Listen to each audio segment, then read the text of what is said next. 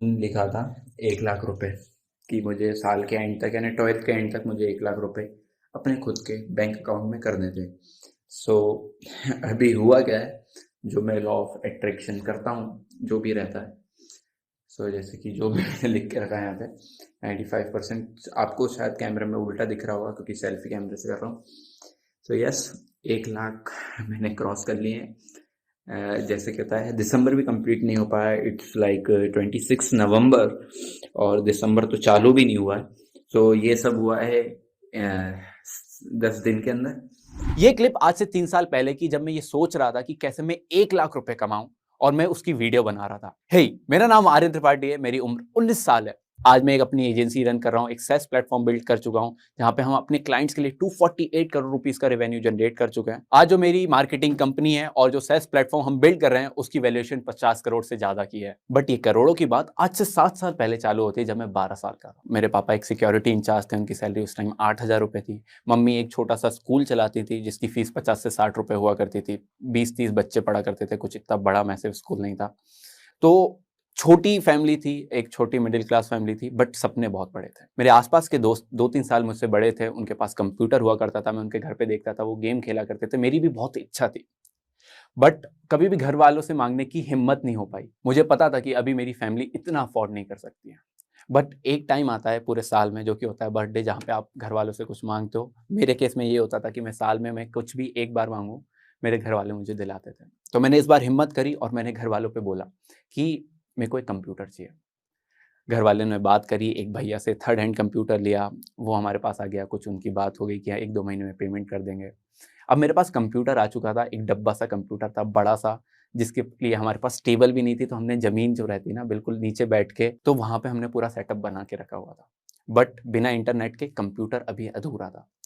उसी बर्थडे पे मैं अपने जो बड़े रहते हैं उनका आशीर्वाद लेने के लिए हम पैर छूने जाते हैं, उसके बदले हमें, बदले में तो नहीं बट एज़ ए जेस्चर, हमारे जो बड़े रहते हैं हमें कुछ पैसे देते हैं। तो मेरे दादाजी थे, मेरे ताऊ थे, मेरे चच्चू थे, तो सब मिला के मेरे पास ₹1000 हो चुके थे। दूसरी सुबह 17 किलोमीटर दूर नीलबढ़, जो मेरा एक गाँव था, उससे दूर जो भोपाल का मेन एरिया है, वहाँ पे मैं पापा के साथ जाता हूँ स्कूटर पे पीछे टायर हुआ करता था, उसको पकड़ के बैठा हुआ हूँ, और मैं पूरा इमेजिन कर रहा हूँ कि कैसे क्या-क्या मैं देखने वाला हूँ, ये वाला गेम डाउनलोड करूँगा, स्पेस दबा के लात मारेंगे, बहुत मज़ा आने वाला है, बहुत एक्साइटेड हूँ मैं। वहाँ पे पहुँचते हैं उस दुकान पे, और मैं पूछता हूँ कि भैया नेट सेटर है? वो बोलते हैं ₹1300 का। मुझे पता था कि सिर्फ़ ₹1000 है मेरे पास। मैं पापा की तरफ देखता हूँ और पापा बोलते हैं कि चलो और दुकान पे पूछ के आते हैं। उतने में ही जो भैया उधर काम करते थे, वो बोलते हैं कि भैया ये सबसे सस्ता वाला यही है। मैं वापस पापा की तरफ देखता हूँ, पापा ₹1000 निकालते हैं और ₹100 और निकालने के लिए थे। अब वो क्यों निकालने के लिए थे और सोच क्या रहे थे, वो मुझे और सिर्फ़ पापा को पता था, क्योंकि हम 17 किलोमीटर दूर से आए हैं, स्कूटर में पेट्रोल है, हम वापस जा पाएँगे, नहीं जा पाएँगे, नहीं पता। पापा ₹100 मिलाते हैं और बोलते हैं कि ₹1100 हो जाएगा? तो अंकल भी बोलते हैं, जो वहाँ पे दुकान के मालिक रहते हैं, वो कहते हैं कि चलेगा। ₹1100 दिए, हमने नेट सेटल लिया, और अब जो मेरा प्रोस्पेक्टिव था कि मुझे बहुत एन्जॉय करना था, गेम खेलने थे, मुझे कोडिंग से हैंग करना था, किसी का पाइथन में बना के कंप्यूटर हैंग हो जाया करते थे, वो करना था। अब मेरा पूरा प्रोस्पेक्टिव चेंज हो चुका है। अब मुझे सिर्फ़ और सिर्फ़ पैसा कमाना था, कि आज के बाद अगर पापा को कुछ भी पैसा खर्च करना हो, तो वो सोचे नहीं, चाहे लाखों रुपए वो खर्च कर दें, उनको सोचना नहीं पड़े कि क्या मैं इसको खर्च करूँ या नहीं करूँ। जस्ट नेट सेटल लेके आते हैं, अगली सुबह मैं बैठ जाता हूँ, क्योंकि रात को उस टाइम नेट नहीं चलता था, 3G का ज़माना हुआ करता था। रात को नेट नहीं चला, सुबह पूरा सेटल करा। सुबह मैंने सर्च करा how to earn money. YouTube बहुत टाइम ले रहा था लोड करने के लिए, तो डायरेक्टली गूगल पे सर्च करा हाउ टू अर्न मनी। वहाँ पे मेरे को मिला एक ब्लॉग, जहाँ पे वो बंदा बोल रहा था कि मैं डेली ₹500 कमा रहा हूँ यूट्यूब से। मेरे लिए तो महीने भी ₹500 आ जाए बहुत बड़ी बात थी। वहीं पे मैं लग जाता हूँ, कैसे एडिटिंग करते हैं, कैसे फ़ोटोशॉप चलाते हैं, वो कंप्यूटर पूरा डब्बा पड़ा हुआ था, उसमें इंस्टॉल करना ही सॉफ्टवेयर को एक बहुत बड़ी बात थी। जैसे-तैसे सब चीज़ इंस्टॉल होती है और मैं वीडियो एडिटिंग करना चालू कर देता हूँ, मैं अपना चैनल चालू कर देता हूँ। ये कहानी चलती जाती है, 150 वीडियोज़ बना देता हूँ, टेक वीडियोज़, जहाँ पे मैं बताया करता था कि फ़ोन में क्या स्पेसिफ़िकेशन है, क्या कौन से, क्या लेना चाहिए, और जो मैं सीख रहा था कि वीडियो एडिटिंग कैसे करते हैं, वही मैं उनको सिखा दिया करता था। तो मैं सीखते भी जाता था और सिखाते भी जाता था। ऐसे चलता रहा, और 150 वीडियोज़ के बाद मेरे एडसेंस अकाउंट में $7 थे, ₹490 के करीब, जो कि मैं खुश था कि ओके, ₹500 जो सोचा था, वो चीज़ आ चुकी है। बट अब मैं ये सोच रहा हूँ कि मैंने ये 490 रुपए कैसे कमाए, यूट्यूब ने 490 रुपए मुझे दिए कैसे हैं। तो मैं वापस सोचने लग जाता हूँ और मैं फिगर आउट करता हूँ कि एक ब्रांड रहता है, जैसे कि आपने ये वीडियो देख रहे होगे, इससे पहले आपको एक ऐड आया होगा।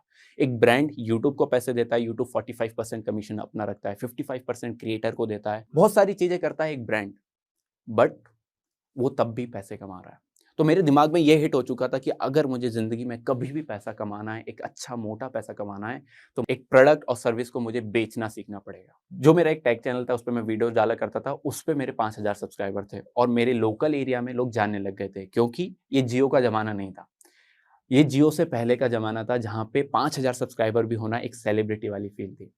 वहीं पे एक दिन मैं आ रहा था अपने स्कूल से, मैं उतरा चौराहे पे और चलते रहा, तो एक भैया ने बोला, "और बाबा कैसे हो?"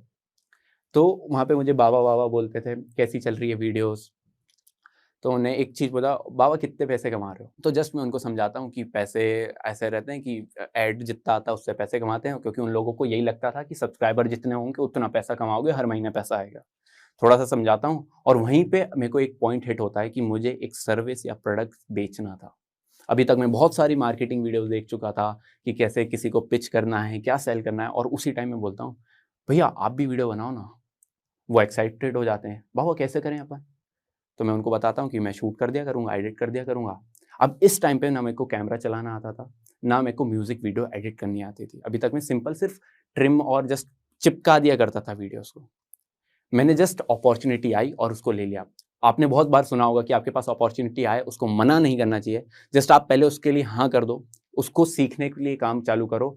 होगा तो ठीक है, आपको पैसे मिलेंगे, नहीं हुआ तो आपको कुछ लर्निंग तो मिलेगी। बस वही मैंने दिमाग में लगाया। मैंने बस उनसे बोला कि आप आ जाना और एक कैमरे की जुगाड़ कर लेना कि जिससे शूट करना है। तो वो सब उनके पहचान थी, वो चौराहे पे बैठा करते थे। तो चौराहे वाले भैया आपको पता ही है, सब जुगाड़ू होते हैं। वो ले आए और हम सैटरडे और संडे शूट करने जाते थे। अब जो पहला शूट था, उसमें मेरे को पता भी नहीं था कैमरा कैसे चलाना है, तो मैं साइड में वीडियो देख रहा हूँ कि हाउ टू ऑपरेट निकॉन क्योंकि मैंने कैनन का कैमरा चलाना सीखा था और भैया जो लेके आए थे वो निकॉन का था। तो मैं वो देख रहा हूँ कि कैसे शिफ्ट करना है। अब बहुत सारी गलतियां भी हो जाया करती थी, तो स्टार्टिंग की कुछ वीडियोस मेरी गई हैं कि ब्लर आई है, वो फोकस नहीं हो पाया है। तो मैं बोलता बाबा ये इफेक्ट है तो जब वो पूछते थे, तो मैं अपनी गलती को भी एक फीचर बता दिया करता। अब मैं सर्विस सर्विस बेचने लग गया था और जो कनेक्टिंग द डॉट्स वाला खेल था वो चालू हो गया था। अब एक दिन रात को मेरे को ईमेल आता है, I want to buy your channel. मुझे लगा ये हैक करना चाहता है, ये ईमेल पे जो कर रहा है। मेरी उस टाइम इतनी इंग्लिश अच्छी नहीं थी, तो मैं कुछ बड़ा सेंटेंस तो नहीं लिख पाया। मैंने डायरेक्ट उसको लिखा $900। मैं भी मजाक करने लगा क्योंकि उसने मजाक कर रहा था। उसने बोला सेंड योर पेपल आईडी, क्योंकि मैं बहुत सारी ऑनलाइन वेबसाइट पे फ्रीलांसिंग करने के लिए डाल के रखा था, तो मेरी पेपल आईडी बनी हुई थी। मैं उसको पेपल आईडी सेंड करता हूँ और मेरे पास एकदम से नोटिफिकेशन आता है, $900 क्रेडिट। ये एक ऐसा टाइम था, मेरे को लगा यार ये क्या था, ये तो एक्चुअल नोटिफिकेशन आ रही है। तो मैं बहुत टेक्निकल बंदा था, तो मैं ईमेल देख रहा हूँ, क्या सच में paypal.com से ही आया है ईमेल? मैंने सब चीज़ देखी और सच में मेरे पास पैसे थे। तो मैंने घर वालों को 1 लाख रुपए दे दिए कि लो छत डलवा लेते हैं। कुछ पैसे थे तो आईफ़ोन ले आए, मैकबुक ले आया, एफडी करा के मैंने क्रेडिट कार्ड बनवा लिया। इस बंदे से मैंने कम से कम 5 से 6 लाख रुपए कमाए। बट अब यहाँ पे सबसे बड़ा सवाल था कि ये बंदा करता क्या है? मैंने उसको मैसेज भेजा कि आप करते क्या हो? आजकल बहुत वीडियोज़ वायरल होती है, what you do for your living. मैंने उस टाइम वो क्वेश्चन पूछा कि करते क्या हो? तो उन्होंने बोला मैं ड्रॉप शिपिंग करता हूँ। मैंने कहा मैं कैसे सीखूँ? उधर से आया, मेरा एक कोर्स है जो कि एडिटेड नहीं है, आप एडिट कर दो और मैं आप सीख भी लोगे, मेरा कोर्स भी एडिट हो जाएगा, दोनों के लिए विन-विन सिचुएशन है। अब मेरी इंग्लिश अच्छी नहीं थी, वापस अपॉर्च्युनिटी आई थी, मैंने उसको ग्रैब करा, मैंने कहा देखते हैं। मैंने उसको एडिटिंग करना चालू कर दिया, मेरी उससे इंग्लिश भी इम्प्रूव हो गई, मेरे को ड्रॉप शिपिंग के बारे में भी पता चल गया और उस कोर्स में हो क्या रहा था, वो $2000 लगाता था, दूसरे दिन $4000 हो जाते थे, $8000, और यहाँ पे मैं अपने सपने देख रहा हूँ कि भाई 2 लाख लगाना है, 4 लाख होने, 4 लाख से 8 लाख, ये पैसा, ये गाड़ी, ये घर, पूरा सेटल सा। बहुत लग रहा था कि मैं फाइनेंशियली इंडिपेंडेंट हो चुका हूँ, अब मुझे स्कूल भी कंप्लीट करने की ज़रूरत नहीं है।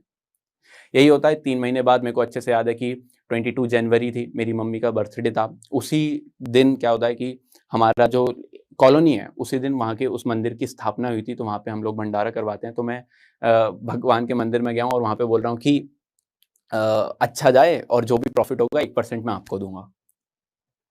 और फिर मैं जैसे ही उठाऊँ मम्मी से बोला हूँ कि मम्मी देखना अगले महीने अपन कार लेने वाले हैं, तो मम्मी कभी ऐसे डीमोटिवेट नहीं करती थी, मम्मी ने बस स्माइल करी, चलो अच्छा है, हो जाएगा। और वो 2 लाख रुपए मैं लगा देता हूँ अपने इन्फ्लुएंसर मार्केटिंग, जो भी ड्रॉप शिपिंग मैंने सीखी थी उसमें। वो 2 लाख रुपए लगाने के बाद मेरे को सिर्फ 1500 रुपए की सेल आती है। जो अभी तक सपने अपर जा रहे थे, ऊपर जा रहे थे, अब वो बिल्कुल रुक चुके हैं। कहाँ गाड़ी, कहाँ घर, सब जा चुका है थी। और मैं 2-3 दिन बैठा हुआ हूँ कि क्या करूँ अब? और मेरे को मतलब मेरे लिए ऐसा लग रहा है कि खत्म हो गया है सब, अब कुछ बचा ही नहीं है। 3 दिन बाद मैं रियलाइज़ करता हूँ यार कि कुछ बिगड़ा नहीं है मेरा। मेरे को आज भी खाना मिल रहा है, आज भी घर वाले फीस भर ही देंगे। ऐसा मैंने कर लिया था कि 10th के बाद मैं थोड़ा पैसे कमाने लग गया था कि 11th में ना मैं स्कूल की फीस लूँगा, ना ट्यूशन फीस लूँगा, ना आने-जाने का खर्चा लूँगा। ये मैंने बना के रखा था, तो अब बस यही था कि ठीक है, अब मेरे को घर वालों से पैसे लेने पड़ सकते हैं। फिर तो अभी तक मैं स्कूल की फीस खुद भर रहा था। तो जस्ट सोचा और फिर वहीं पे आया कि यार पाने के लिए तो बहुत कुछ है, मैं वापस मेहनत चालू करता हूँ, खोने के लिए कुछ भी नहीं बचा है जीवन में। और मेरे को एक अंदर से आया कि यार इस ड्रॉप शिपिंग बिजनेस ने अगर मेरे से 2 लाख रुपए लिए हैं, तो मैं इसी से पैसे निकालूंगा। अभी तक जो बंदा एडिटिंग करा रहा था उसका इतना अच्छा चला नहीं, तो उसने भी उधर से पैसा आना भी मेरा बंद हो चुका था। अब मैं चालू करता हूँ ड्रॉप शिपिंग सीखना एक्चुअल में कि और क्या वेज है इन्फ्लुएंसर मार्केटिंग के अलावा। तो यहाँ से मुझे पता चलता है फेसबुक एड्स मेरे पास जो 200 रुपए थे, वो अब बढ़ चुके थे। मेरे को कुछ 400 रुपए मिलने लगे थे, जो मैं लोकल सर्विस करता था, जो मैं वीडियो शूटिंग करता था, जो मैं एडिटिंग करता था, वहाँ से मेरे को पैसे आते थे। और मेरे को अच्छे से याद है, मेरे पास 1780 रुपए थे अकाउंट में। मैं 1280 रुपए के ऐड चलाता हूँ और उससे मुझे 2400 रुपए की सेल आ जाती है। और मेरे को एक्चुअल लगता है कि ओके, अब ये टाइम है वापस ऊपर उठने का। मैं बस थोड़े पैसे लगाते जाता हूँ, जो आता है उसको मैं वापस लगाता हूँ, और मैं एक्चुअल में फेसबुक एडवर्टाइजिंग के थ्रू ड्रॉप शिपिंग सीख जाता हूँ। तो मैं यूएस में बहुत सारे स्टोर्स चलाने लग गया, मैं $1000 तक हिट करने लग गया। अब मेरा थोड़ा सा स्टेबल चल रहा था। अब जो इंस्टाग्राम पे मैंने हाईलाइट बनाई थी कि मेरे पास आईफोन है, मैकबुक है, तो लोग रिप्लाई करने लगे। जो मेरे फ्रेंड्स थे वो मेरे को रिप्लाई करने लगे कि करता क्या है। तो मैं उनको बताने लग गया कि एक ड्रॉप शिपिंग रहती है, ऐसा-ऐसा रहता है, पूरा मॉडल बताने लग गया कि चाइना से प्रोडक्ट सिलेक्ट करना है, एक शॉपिफाई पे आपको वेबसाइट बनानी है और यूएस में ऐड चला के आपको प्रोडक्ट सेल करना है, बहुत ईज़ी है। तो वो बोलते थे, "क्या तुम मेरे लिए कर दोगे?" मैंने बोला, "हाँ, तो मेरी आप स्टोर ले लो 30,000 रुपीज़ में, उसमें इतना रेवेन्यू है, मैं आपका ऐड भी सेटअप करके दे दूँगा।" तो उस टाइम में एक विनिंग प्रोडक्ट ढूँढता था, उसको चलाता था और वो स्टोर मैं बना-बना के लोगों को सेल करने लगा और वहाँ से मेरे अंदर बहुत सारा पैसा आने लग गया, कैश रिच हो गया मैं। कि अब मेरे पास पैसा आता था 30,000 50,000 रुपए के, मेरे स्टोर्स बिकते थे, जो वेबसाइट रहती थी वो बिकने लगे। वहीं पे मेरे दिमाग में आया कि यार मेरे को फेसबुक एड्स बहुत अच्छे से आने लग गया है, शॉपिफाई बहुत अच्छे से आने लग गया है, ड्रॉप शिपिंग मॉडल क्या है वो बहुत अच्छे से आने लग गया है, क्यों ना इसका कोर्स बना दें। तो वहीं पे मैं एक फेसबुक एड्स का कोर्स बनाता हूँ, उसके एड्स रन कर देता हूँ और वो कोर्स आज 35,000 लोगों से ज़्यादा लोगों ने खरीदा, जिसमें से 1000 लोग 10 लाख रुपए से ज़्यादा रुपए का रेवेन्यू जनरेट कर चुके हैं। अब मैं तो चला रहा था अपने कोर्स का ऐड, और क्योंकि वो मेरे पास डोमेन एक ही था edimize.com, तो लोग edimize.com पे आए और उनको लगा कि एजेंसी, और उन लोगों ने मुझे मैसेज करा कि आप मेरा ऐड चला दो। और मुझे पता ही नहीं था कि फेसबुक एड्स की भी एजेंसी चल सकती है। जो ऑडियंस थी उसने ही मुझे बताया कि मेरी पावर क्या है, आप किससे पैसे कमा सकते हो। मैं फर्स्ट प्रोजेक्ट उठाता हूँ 20,000 रुपए का, क्योंकि उस टाइम मैं बहुत फेमस सा हो रहा था कि बहुत सारे एड्स चल रहे थे। फर्स्ट प्रोजेक्ट आया 20,000 का, सेकंड क्लाइंट आया, मैंने उसको 30 पेज करा, उसने 30,000 मुझे पे करे। थर्ड आया रियल एस्टेट का था, मैंने कहा भैया इसमें तो बहुत मेहनत लगती है, 45,000 प्लस जीएसटी। उन्होंने मुझे 45,000 प्लस जीएसटी पिच करा, वहाँ 30,000 मुझे पे करे। थर्ड आया रियल एस्टेट का था, मैंने कहा भैया इसमें तो बहुत मेहनत लगती है, 45,000 प्लस जीएसटी। उन्होंने मुझे 45,000 प्लस जीएसटी पिच करा। वहाँ से एक एजेंसी बिज़नेस की चालू हो गई थी और एक्चुअल में मेरे पास अब पैसा आने लग गया था। जब मैं 17 साल का था, एक लोअर मिडिल क्लास फैमिली के लिए कार लाना बहुत बड़ी बात होती है। जब मैं 17 साल का था, जब किसी का ड्राइविंग लाइसेंस भी नहीं बनता, जब मैं अपनी पहली कार लेके आ गया था। और घर वालों का ये था कि देख तेरे पास आज तो पैसा आ रहा है, क्या कल पैसा आएगा? क्या ईएमआई भर पाएगा? तो मैंने वापस वही अप्रोच लगाई कि वर्स्ट केस सिनेरियो सोचते हैं। नहीं आएगा पैसा, ईएमआई नहीं भरूँगा, बैंक वाले ले जाएँगे, वापस स्कूटी पे घूमेंगे। तो ऐसे करके मेरा आगे बढ़ता रहा, जहाँ पे मैंने रिस्क बहुत ज़्यादा लिया और वर्स्ट केस सिनेरियो सोच के मैं डिसीजन मेकिंग करते रहा। और आज से 3-4 साल पहले मैं जो स्टॉक में देखा करता था, जहाँ से मैं मोटिवेशन, जोश लिया करता था कि मैं लाइफ में क्या कर पाऊँ, और आज मैं उस प्लेटफ़ॉर्म पे हूँ। तो मेरे को लगता है कि एक फर्स्ट चैप्टर मैंने कंप्लीट करा है। आज की एज में हम ये सोचते हैं कि हमें मर्सिडीज़ लेनी है और सेकंड थॉट पे यही सोच लेते हैं कि कैसे लेंगे। कभी भी आप अपने आप को कम नहीं समझो। आप अगर सोच सकते हो तो वो अचीव कर सकते हो। Thank you. आप लोगों को ये वीडियो कैसा लगा हमें कमेंट करके जरूर बताना, और अच्छा लगा हो तो प्लीज वीडियो को लाइक, शेयर और चैनल को सब्सक्राइब जरूर करना। आज के लिए इतना ही दोस्तों, फिर मिलेंगे एक नए वीडियो के साथ।